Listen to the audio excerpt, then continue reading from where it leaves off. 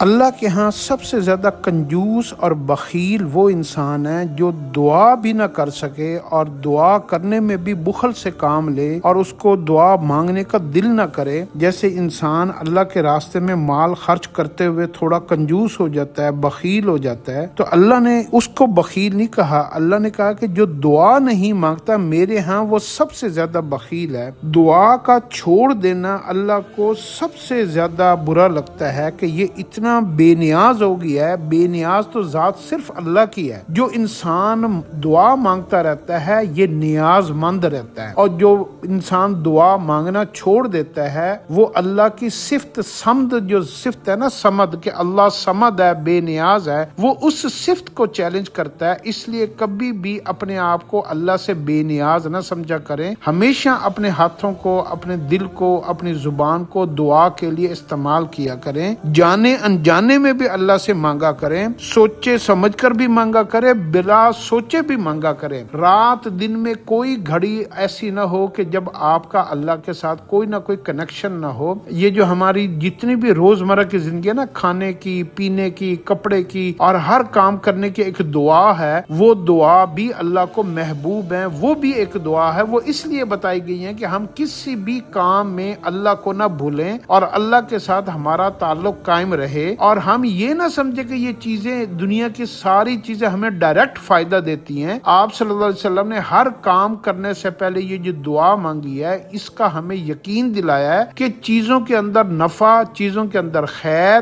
اللہ کے حکم سے آتی ہے۔ جب آپ دعا پڑھتے ہیں تو ان چیزوں کی خیر اور بھلائی آپ کو نصیب ہوتی ہے، اور ان کے شرور اور ان کے نقصانات سے آپ کو بچا لیا جاتا ہے۔ دعا مانگنے والے کے اوپر اللہ کبھی بھی ناراض نہیں ہوتا۔ انسان سے اکثر کمی بیشی ہو جاتی ہے، کوئی گناہ ہو جاتا ہے، کوئی غلطی ہو جاتی ہے، کوئی خطا ہو جاتی ہے، تو کئی دفعہ ایسا ہوتا ہے کہ انسان فوراً پکڑ میں آ جاتا ہے، حادثہ ہو جاتا ہے، ایکسیڈنٹ ہو جاتا ہے، کوئی اور پریشانی آ جاتی ہے، اور انسان جو ہے نا فوری طور پر ہلاک ہو جاتا ہے۔ لیکن جو بندہ دعا مانگتا رہتا ہے نا، تو اس کے اوپر کبھی بھی ناگہانی آفت نہیں آتی، اچانک مصیبت نہیں آئے گی، اس کی اچانک کبھی پکڑ نہیں ہوگی۔ یہ دعا کا ایک بہت بڑا فائدہ ہوتا ہے۔